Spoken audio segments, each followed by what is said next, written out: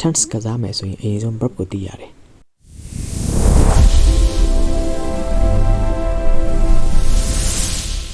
မင်္ဂလာပါ English နဲ့ပတ်သက်ပြီး speaking ကိုလေ့လာနေတဲ့သူတွေစာတွေကိုလေ့လာနေတဲ့သူတွေအတွက် tense ကိုသင်ပြီးမရလိုက်တာဘာကြောင့်လဲဆိုတဲ့ပြဿနာအရင်းမြစ်ကိုအခုလိုနည်းလမ်းလေးနဲ့ဆွေးနွေးရှင်ပါတယ်ကျွန်တော်တို့မှာ tense ဆိုတာ verb ကိုကစားတဲ့ပညာဖြစ်ပါတယ်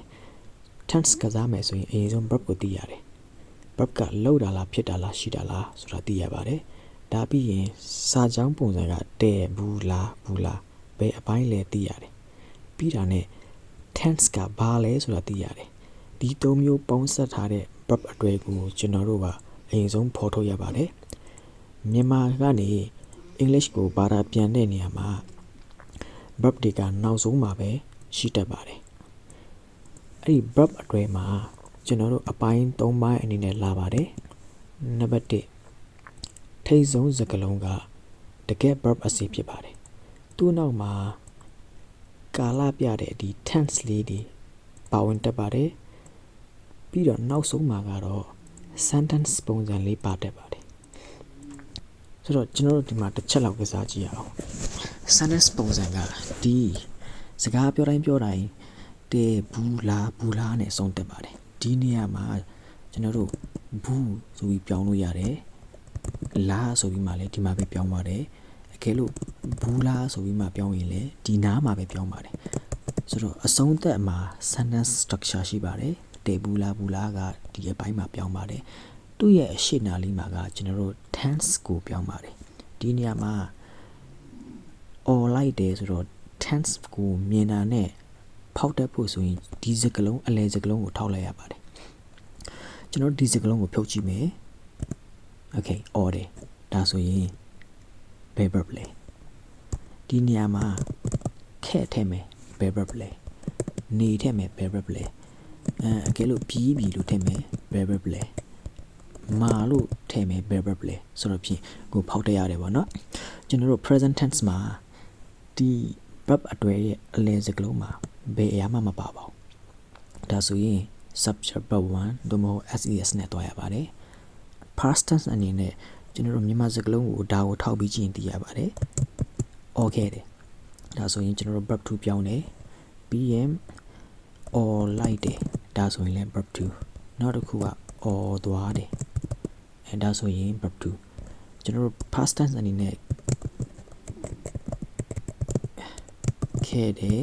ဒါမှမဟုတ်ရင်လိုက်တယ်ဒါမှမဟုတ်ရင်သွားတယ်ဆိုတဲ့ဒီစကားလုံးကိုသိရင် past tense မှခွဲလို့ရပါတယ်နောက်တစ်ခုသွားကြရအောင် all နေတယ်ဒါဆိုရင် continuous နဲ့သွားပါတယ် MSR verb ing နဲ့ချိန်ရပါတယ်နောက်တစ်ဆင့်သွားမယ် all လောက်တယ်ဒါဆိုရင် future tense ကို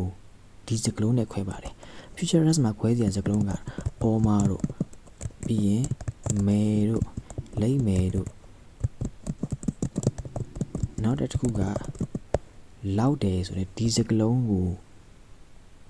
ပုံတည်ချက်မှတ်ပြီးမှခွဲမယ်ဆိုရင်လွယ်ကူစေပါလိမ့်မယ်နောက်တစ်ခုအနေနဲ့ all ပြီးဆိုတဲ့စကားလုံးပေါ့နော်ဒါတည်ရင် perfect နဲ့သွားပါတယ် has verb 3နဲ့သွားပါတယ်ဆိုရင်ကျွန်တော်တို့ tense ကစားနည်းကဒီအလဲကောင်မူချိန်ပြီးကစားမှန်းသိရှိသွားပြီပေါ့နော်ဒီနေရာမှာကျွန်တော်တို့နောက်တစ်ဆင့်တက်သွားကြရအောင် okay ဒီနေရာမှာကျွန်တော်တို့တဲ့အစားထိုးဘူး okay မ okay ဘူးဆိုတော့ကျွန်တော်တို့ကကာလနဲ့ဒီ tense လေးနဲ့ sentence ပုံစံလေးပြောင်းသွားတာပေါ့နော် okay ဆက်သွားကြရအောင်okay ရှိခဲ့တယ်ဆိုတော့ကျွန်တော်တို့ verb ကလုံးဖြစ်ရှိကဒီအဝါနောက်ခံ background color လေးမှာသွားပြီးပြောင်းလို့ရပါတယ်ရှိခဲ့တယ်ဒီနေရာလေးမှာဖြစ်ခဲ့တယ် okay ဆိုတော့လုံးဖြစ်ရှိမှန်တယ်မြတ်ကဒီတစ်ဆင့်လေးမှာလာပြီးမှကစားပါတယ်ပြီးတာနဲ့